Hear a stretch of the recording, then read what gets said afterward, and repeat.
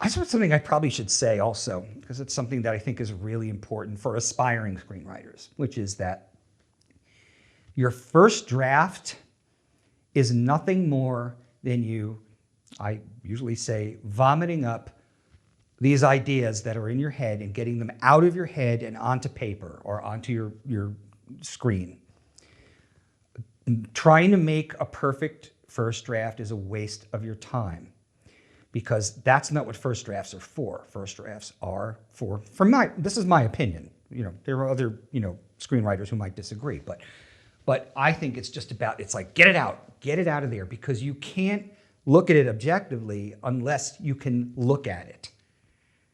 You know what I mean? It's all running around up in here, but you get it out and look at it, and then you can really tell if something is working or where there might be a gigantic hole or whatever. The second draft is way more important than the first draft, because the second draft is where you can then start to chip away or add, or, like it's almost like if it was a sculpture. Sure. Are you creating an outline before you do this messy first draft? Okay, so it's like you're making this bust or whatever, this Mozart, and you're gonna, but it's this lump of clay or whatever. But you kind of know, okay, well, I know his head's gonna be here, and we're gonna do his vest and all, these different things. Right. You're not just like, here, let's try this. You have a plan. I always have a plan. I might not. The third part, I almost said third act, and that's something that I don't always agree with. I don't always agree with the first, second, and third act kind of thing, right? It's I think that if like the save the cat mentality, which is that everything's so codified that this has to happen here, and this has to happen here, and this has to happen here. I think that's the danger of that is it could stifle imagination. But when I do an outline, I don't necessarily fill in that last part. The ending, you mean? Yeah, because because so many things can happen along that road of getting to that part that I like to leave it. I mean, of course I have some idea of how it's going to end, but I don't want to put in too many details, because I want to see if the ending will find itself almost organically. And I trust in that it will find its way as we get closer. So yes, I do have an idea of what that ending is going to be, but I don't want it to be. I don't want it stamped and solid. Right. So yeah, I see what you're saying there. So even though you said Todd had just a rough outline of the first scene or first act or whatever, for the most part, if you were to do, let's suppose you wrote it from scratch, and it was just completely your idea, you would have just done this sort of illustrious bachelor finally finds the one, and then, filling in, there's a wedding, there's a kid shows up, but then this road trip movie, maybe you wouldn't, and I don't know how it ends, so you would kind of leave that last scene or scenes Yeah, and I think that one of the things I did in particular for that script was, we knew that they were going to have to go and visit all these different women along the road as they get to know each other and their relationship develops.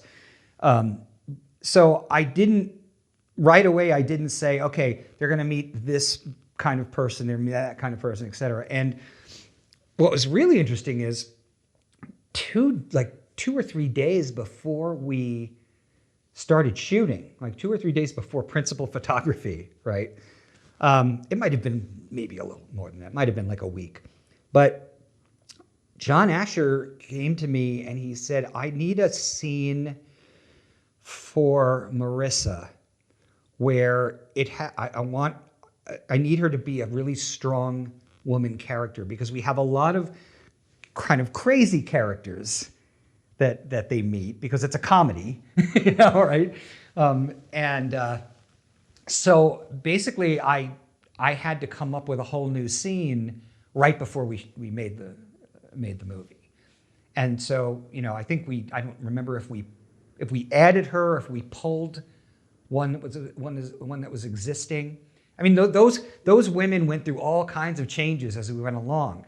In the original script, Arden Myrin, who is just a brilliant comedian, her character and in the original script was the stereotypical crazy cat lady, who they show up at her house and she has just dozens of cats everywhere, right? And of What's wrong course, with that? Fabular has a little tiny dog that he's hiding in his, in his shirt, basically. And of course, at some point, the dog jumps out of his shirt, and all the cats go crazy, and then everything just goes to chaos. It was going to be a very big sort of slapsticky scene. Unfortunately, number one, the budget wouldn't allow for us to have dozens and dozens of cats, which are, the expression herding cats, well, that's what you'd be doing half the time, right? Even if you use CG to put in a whole bunch of them, it would still be not cost effective, let's say. And plus the fact that John Asher, myself, and Tituss Burgess were all very allergic to cats. So we knew that was going to be a problem. So John Asher actually came up with an alternative idea, which was rather than her be a crazy cat lady, that she's just sort of this crazy mannequin lady. And so we filled her house. Her house is filled with all these mannequins who are all dressed up in clothes, and she refers to them as if they're real people. Oh wow! And that ended up working. No, I don't know. I don't say if it would have worked better, because we don't know how the cat scene would have worked out. But it worked. It worked to accomplish what that scene needed to accomplish. John came up with a couple of good ideas that several, in fact, that. Some of them were because of the budget. Like when you write a set piece for a scene, you always want to write it big, because it's usually easier to cut it down than to build up, right? So start big and then go small, right? So sometimes you have to make adjustments just because your budget is not going to be able to handle that set piece. And John is a great director, but he's been in the business his whole life because of his dad, and so he understands what we're capable of doing with a certain amount of money and what we're not capable of doing. So he made adjustments to the script. By the way, there's something else that the director always gets the final pass on the script. So I might write 12, 13 drafts. In the end, the one that we're going to shoot is the one that he does the pass on. And that's because he's the boss. Oh, sure. And did you two meet together, though, in terms of going over logistics or different things, and he wanted your input, or is that something that's not necessarily done? There was a little bit of back and forth, not much, where he sent me, he did a pass on it, and he sent it to me, and he asked what I thought, and I was terrified to read it. I was so afraid, because I've had movies made where the director tossed all my dialogue and put in horrible exposition, nightmare dialogue, and I had no control over that, And so I was a little nervous, even though I liked John Asher immediately when I met him, and I had, faith that he was going to do a good job. When he sent me that version, I started reading it. I was really, okay, here we go, But as it turns out, I would say probably 75 to 80% of the script was still mine, that he made changes that he needed to make. And I also know that John Landis and John sat down earlier on and went without me, and went through the script page by page, line by line. And John Landis, being the director of some of the greatest comedies of all time, basically said the ones that he thought worked and what he thought didn't work. So it's a team process, for sure. Did you get to see the final edit before the premiere, or was that okay? So it wasn't like you were walking into this premiere? No, actually, it was like, again, this is not the norm. This is definitely not the norm, but I was invited to go to the sound mix, the final sound mix.